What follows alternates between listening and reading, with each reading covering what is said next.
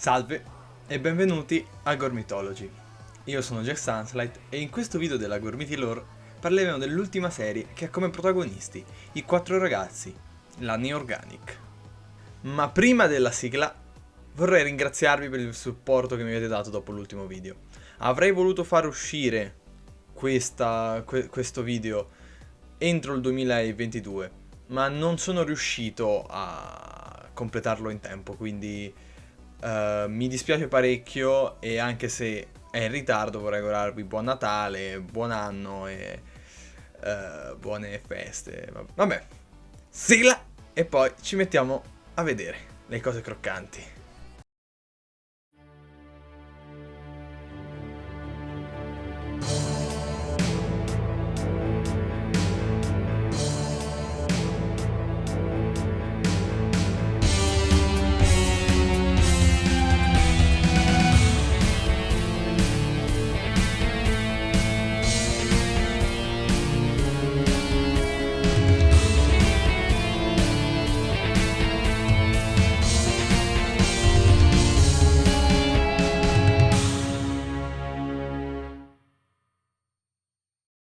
La serie Neorganic è per me estremamente strana, più che altro per via della mia storia dei Gormiti.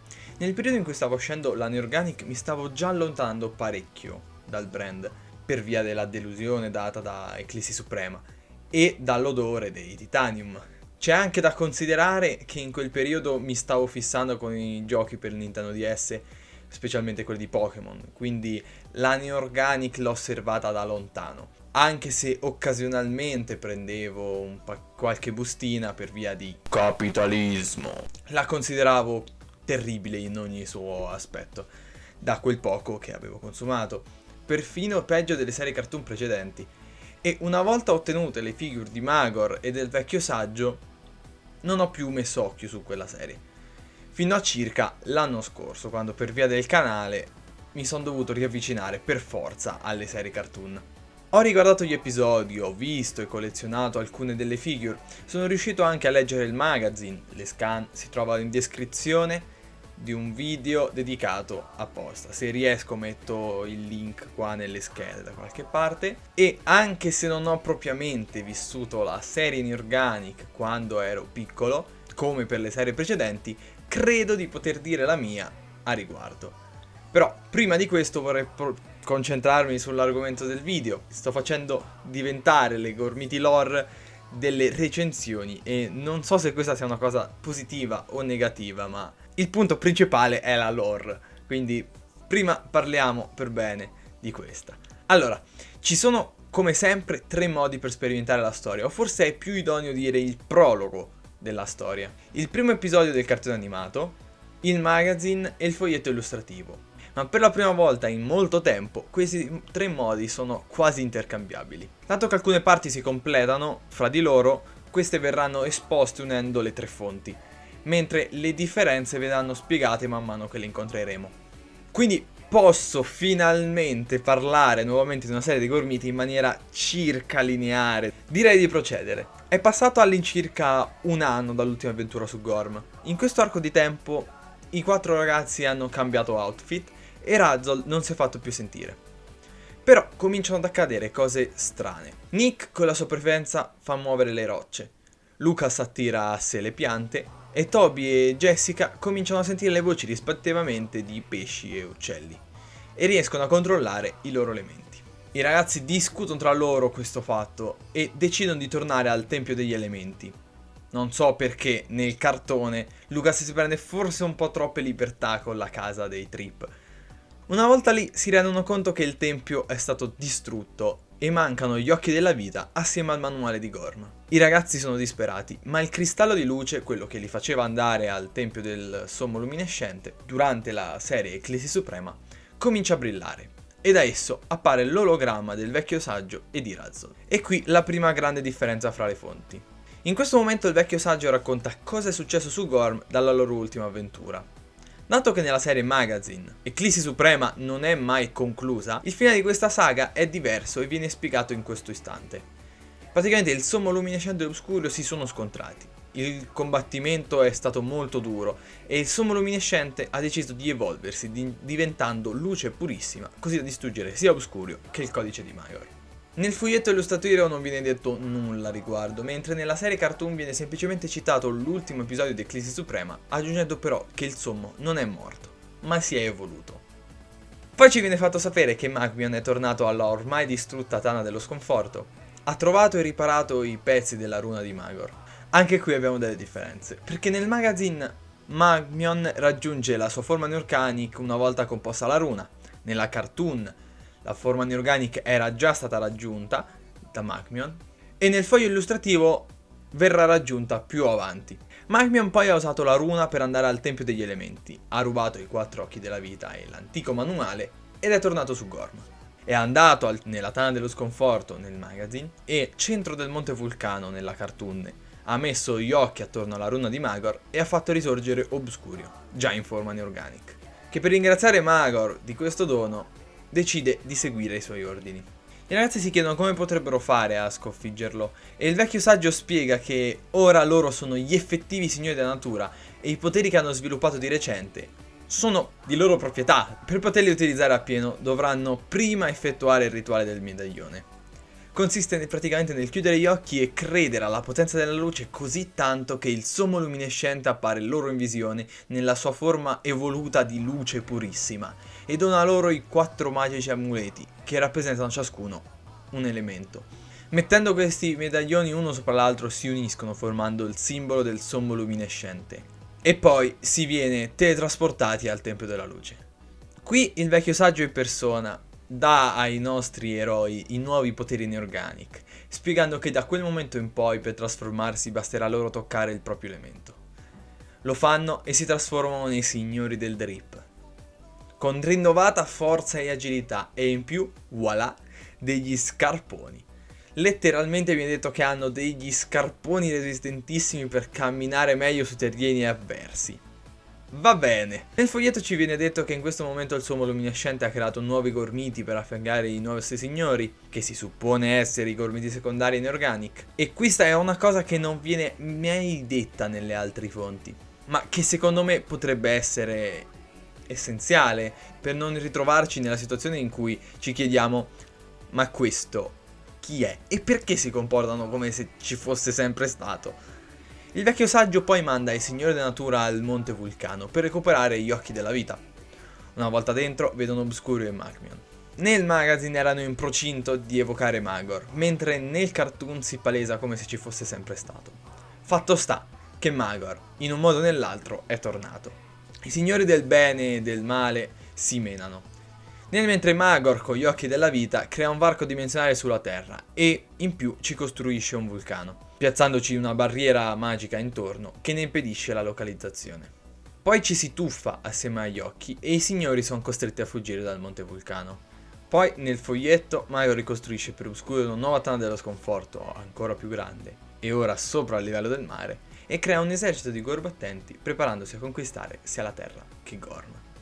Tutto questo senza l'intervento dei signori della natura, mentre nel magazine l'unica differenza sostanziale è che Magor, prima di buttarsi, ha creato anche tutti i gormiti secondari del suo popolo per scacciare i signori della natura, che tornano al Tempio della Luce promettendo di battere Gorm, anche se la serie magazine di Neorganic si conclude qua. E così si conclude il prologo della serie Neorganic. La serie poi continua unicamente con il cartone, ma essendo una serie molto episodica tocca che spiego la struttura di un episodio tipo prima di proseguire. Allora, comincia tutto con Magor che lancia un incantesimo su uno degli occhi della vita e crea o un nuovo artefatto o un nuovo gormita o entrambi. Vediamo il titolo dell'episodio e poi passiamo ai nostri ragazzi che stanno deridendo qualche loro insegnante o stanno passeggiando. Più in generale si può dire che si stanno godendo dei doni della natura, quando all'improvviso succede qualcosa di anomalo. Quindi cercano un posto in cui non li possa vedere nessuno, si trasformano, fanno il rituale del medaglione, vanno dal vecchio saggio che spiega loro la situazione, vanno su Gorm, tutti e 4 a risolvere il problema, ma a metà missione 2 di loro devono andare sulla Terra per fermare il secondo piano di Magor e gli altri 2 devono continuare sulla Terra. Entrambi i gruppi risolvono il problema in un modo o nell'altro, purificando e facendosi sfuggire ogni volta l'occhio della vita incantato da Magor a inizio episodio. Poi i ragazzi tornano a casa e fine. Più o meno ogni episodio è strutturato così, con al massimo piccole differenze ma mai qualcosa di clamorosamente diverso. Inoltre questa serie, al contrario delle scorse, è composta solo da 13 episodi da 20 minuti, praticamente la metà delle stagioni precedenti. Direi poi di passare ad un sommario riassunto di ciascun episodio. Qui c'è nuovamente un altro problema, cioè che l'ordine degli episodi, o almeno quello che ho visto io, era sbagliato. Me ne sono reso conto dal semplice fatto che in alcuni episodi dove Magor creava un qualche gormita avvenivano dopo l'effettiva prima volta in cui li vedevo. Quindi l'ordine che vi mostrerò è quello che secondo me è più giusto. Ma se notate dei problemi in questo ordine qua, fatemelo pure sapere nei commenti.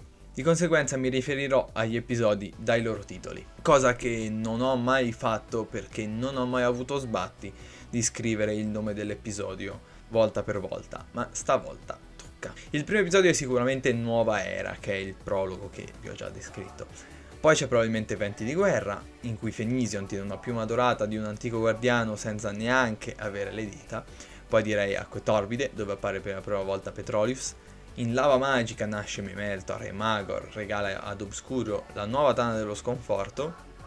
In La Foresta Avvelenata vediamo Nefastor per la prima volta, gormita che suppongo esistere unicamente per contenere in sé gli occhi della vita. In Attacco Sotterraneo vediamo creare le catene di lava, un artefatto sbregato che non vedremo più essere così OP. Per il resto, secondo me, questo è un episodio un po' sprecato, dato che l'ambientazione metropolitana unita alla presenza di Magor non viene sfruttata appieno. Ma la vista della presunta cacca di Magmion migliora questo episodio in maniera esponenziale per me. In La Forza dell'Acqua non succede niente di che. Poi c'è Magia Oscura del Vento, dove Fiammelico suppongo appaia per la prima volta. Qui Magmion e Obscurio hanno una discussione molto equivoca nei riguardi di una Jessica ormai immobilizzata. Tranquillo, oltre a far piacere al grande Magor, ci divertiremo anche. Oh, ma certo! Meglio passare a Foresta in Fiamme, o come preferisco chiamarla io, inserisci recente incendio che ha causato scandalo. In questo episodio vengono usate delle edere per spegnere Amaterasu. Piccola Naruto reference. In Pericolo Invisibile accenni di lore essenziale vengono dati con tutta la leggerezza del mondo e Fiammelicus diventa invisibile. Abbiamo poi La Nebbia di Magor, dove Jessica praticamente scatena un assedio alla Tana dello Sconforto unicamente per prendere uno scudo. E ciò non avrà ripercussioni di nessun tipo. Bene! Invece in Il rapimento di Lucas nasce per la prima volta Metalloide e procede a essere il nemico più anonimo di tutta la serie, che è un'impresa veramente non da poco. E sicuramente l'ultimo episodio è Il Passaggio. Qui vediamo in atto l'incantesimo finale associato con un piano abbastanza stupido.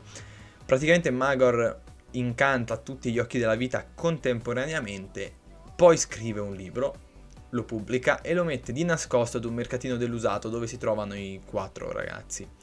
Questi per fortuna vedono il libro gormitico e lo comprano. Quindi la prima parte del piano, con lo scopo di ridurre le risorse economiche dei suoi nemici, è stata compiuta. Dentro c'è scritta la storia di Gorm, probabilmente dal punto di vista di Magor, ma vabbè, e viene descritto un passaggio segreto che porta all'interno del vulcano di Magor. Decidono di usare questa informazione per riprendersi gli occhi. Si trasformano e vanno dal vecchio saggio che pensa che quello che hanno comprato a 5 necchi ad un mercatino in un giardino sia il libro delle profezie, un libro sacro che prevede il futuro.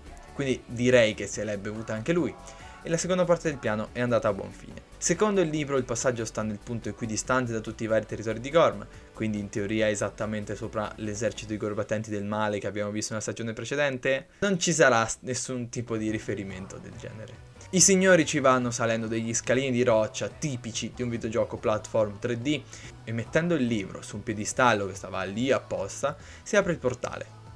I 4 ragazzi, come delle falene davanti a una lampada, si tuffano subito dentro il portale. Nel mentre Magor, compiaciuto dell'ottimo risultato, manda Magmion sulla terra assieme ad un esercito di gorbattenti. Intanto Nick e Jessica sono i primi ad arrivare nel vulcano di Magor ed entrano senza pensarci 2 volte. Arrivano alla sala dove ci sono gli occhi e che fortuna non c'è nessuno! Questa sicuro non è una trappola, Toccano gli occhi e vengono corrotti dall'incantesimo di Magor, che li rende rossi e simpatizzanti dell'orientamento politico associato a quel colore. Lucas e Toby arrivano un po' dopo, e anche loro entrano vedendo le impronte lasciate dai loro due amici. A metà strada si incontrano con Jessica e Nick e vengono attaccati da essi. Scappano fino ad arrivare alla sala degli occhi, stanno per provare a toccare i propri occhi della vita quando il vecchio saggio appare loro, dicendo di non toccarli se no diventano comunisti. Dato che questo è un cartone della Mediaset, non se lo possono proprio permettere, quindi devono scappare e riuscire a prendere l'acqua delle origini, che si trova in un antico tempio da prima ancora che il popolo vulcano ha deciso di iniziare questa guerra. Il tempio è protetto dagli spiriti dei gormiti del passato. Non credo di aver capito bene, ma questa sembra essere lore importantissima, e chissà quali sono questi gormiti del passato. Rivedremo Geos, Poivrons e tutti gli altri? Non vedo l'ora, sinceramente. I due signori ancora sani riescono a sfuggire a Obscurio, accompagnato da Jessica e Nick, e si rifugiano nel tempio. Ecco che arrivano gli spiriti. Non vedo l'ora. Cosa sono sti cosi? Chi sono sti cosi? Che succede? Perché la serie cartoon mi deve sempre deludere? Tocca che io smetta di aspettarmi qualsiasi cosa. Vabbè, gli spiriti li accettano come signori della natura, quindi riescono a prendere l'acqua, tornano al vulcano dove ci sono di nuovo Nick e Jessica, ancora rossi, e ovviamente riescono a rendere anche Lucas un comunista. Cioè era un po' scontato secondo me, ma poi che fai, non lasci il ragazzo maschio, ariano, biondo, con gli occhi azzurri a salvare la situazione con il suo potere, per forza, no? Cioè, vabbè, prima viene liberato dal vecchio saggio, ma il punto resta. Infatti Toby libera i suoi compagni dal gioco di Magor bagnando gli occhi con l'acqua delle origini, e tutti assieme attaccano Magor, che sconfitto fugge buttandosi nella lava assieme ad Obscurio, dicendo come ogni cattivo che torneranno. Così facendo i combattenti creati da Magor scompaiono dalla terra e i signori hanno salvato Gorm e la terra dall'Armata Rossa e hanno recuperato gli occhi della vita. Ma il vulcano comincia a distruggersi e i signori devono scappare di corsa, perché il vecchio saggio dice di aver esaurito le energie, poi in realtà appena i signori si girano questo si teletrasporta al Tempio della Luce da solo. I signori riescono a sopravvivere, tornano al Tempio della Luce, il vecchio saggio senza alcun pudore parla come se lui non fosse fuggito, lasciandoli a cercare di sopravvivere ad un vulcano che crolla, e dice che grazie a loro Gorm è salva, anche se solo per il momento, e che gli occhi della vita sono stati sotto il controllo di Magor per troppo tempo e ci vorrà del tempo per purificarli. E poi l'episodio finisce così.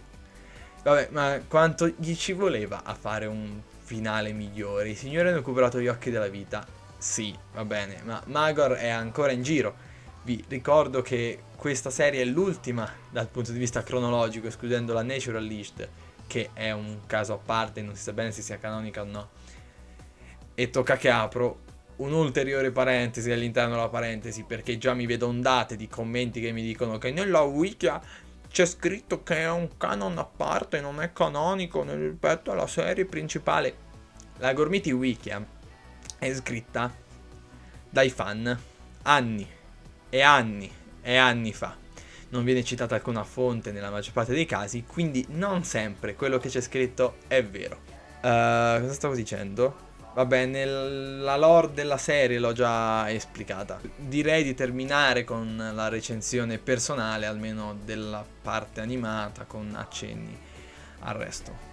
Vabbè, Neorganic è stranamente un 6,5. Non me l'aspettavo. Cioè, questa è una delle serie che mi piace di meno per i design dei signori della natura e dei guardiani, che sono diventati tutti bruttissimi, a mio parere. Povera Jessica, come sei potuta passare da questo a questo.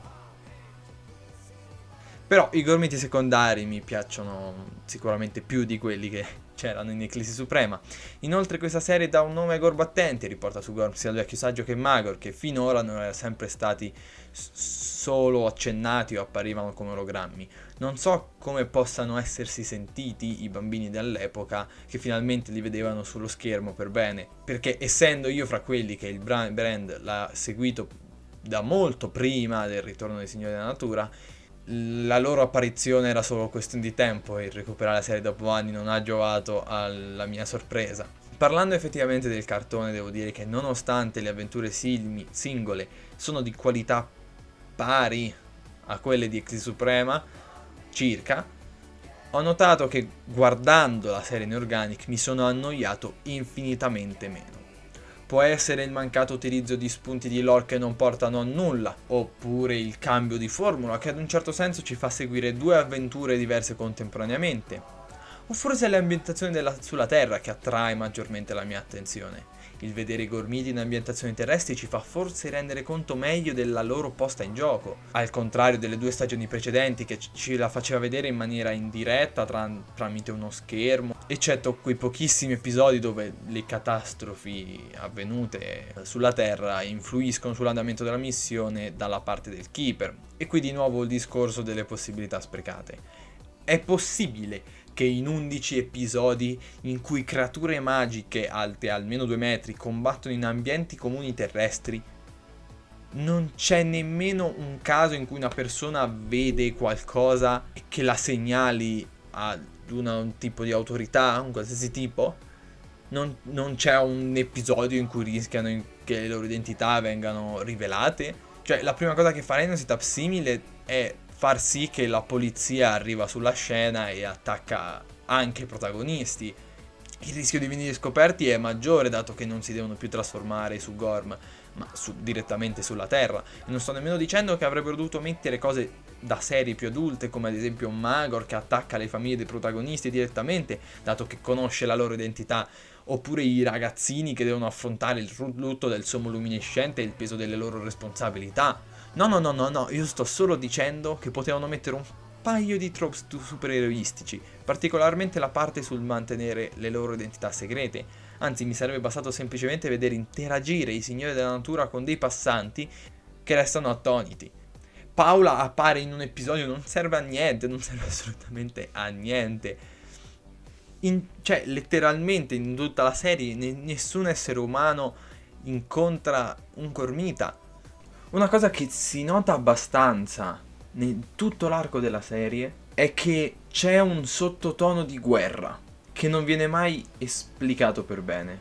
Alcuni degli episodi hanno letteralmente gli eserciti del vulcano contro eserciti di Gormiti del bene, anche di vari popoli uniti, i popoli che collaborano fra di loro in questi periodi difficili, eccetera. A vari assedi di interi popoli che attaccano. Anche il semplice fatto che nei prodotti di tante piccole figure di gorbattenti che fanno parte dell'esercito fa pensare al fatto che probabilmente in origine volevano fare l'esercito del bene che combatte contro l'esercito del male per bene, come se fosse stato come nelle serie Final Evolution, Mythos, Atomic, eccetera, che c'erano gli eserciti uno contro l'altro. Però è probabilmente qualcosa che hanno tagliato per questioni di tempistiche o di soldi o roba così, e si può intuire dal fatto che la serie è estremamente breve, perfino più corta delle serie precedenti. Alcuni fan hanno condiviso alcuni siti del periodo e in un blog si parlava della serie Neorganic che sarebbe uscita nei mesi a venire e che avrebbe dovuto avere 65 episodi da 20 minuti, anziché 13 episodi da 20 minuti. Citando le esatte parole, è in arrivo quest'autunno la nuova serie 3 dei Gormiti per un totale di 65 mezze ore. C'è una buona probabilità che molti contenuti di questa serie siano stati tagliati, e questi sono i rimasugli di quello che sarebbe dovuta essere la serie Neorganic. Certo, quel che è fatto ormai non si può cambiare, però davvero è un peccato secondo me. Cioè, ogni analisi mi rendo sempre più conto che i Gormiti sono stati un'enorme occasione sprecata, eppure noi siamo ancora di nuovo qui. Se c'è qualcosa che i Gormiti sono riusciti a fare, però, è sicuramente restare nella nostra memoria e farci affezionare a loro. probabilmente è per questo che state vedendo questo video e io lo sto facendo. Vabbè, non so cos'altro dire, mi sono perso tipo 5 volte. Discorso per niente conciso, per niente funzionale, però non ho voglia di continuarlo. Direi di chiudere il video qui. Prossima Gormiti Lore direi di trattare l'ultima serie che ha una lore analizzabile per bene, la serie Luxion. So che Morphogenesis ha 2 capitoli sul fumetto, ma secondo me tra la mancata presenza di un corto animato e la difficile collocazione temporale, ciò la renderebbe non canonica, cioè la canonicità non è mai stata definita. Tecnicamente ogni serie deve considerare canonica fino a quando non ci viene detto il contrario, dato che questo non è mai avvenuto nel campo dei Gormiti, tecnicamente sono tutte canoniche.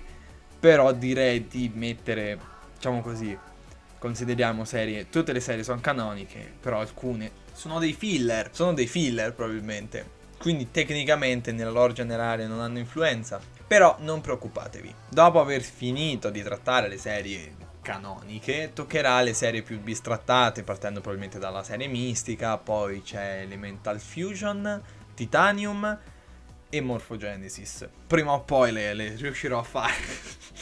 La mistica è la più difficile, quindi non so quale comincerò in realtà. Però vabbè, con questo è tutto. Mandicelo la lista, la trattiamo alla fine. Ancora sta quel link lì, condizione strana. Comunque, niente, basta. Grazie mille per aver visto il video, grazie mille per aver visto, rimasti fino a qua. Mettete like, condividete, iscrivetevi al canale se volete. Così che riprendo per bene il ritmo che... con il fatto che non ho fatto video per un mese il canale è proprio rallentato, si è fermato e il telefono si sta scaricando, quindi niente, grazie mille per stare qui, grazie mille per avermi seguito e buon anno, buone feste, buon tutto.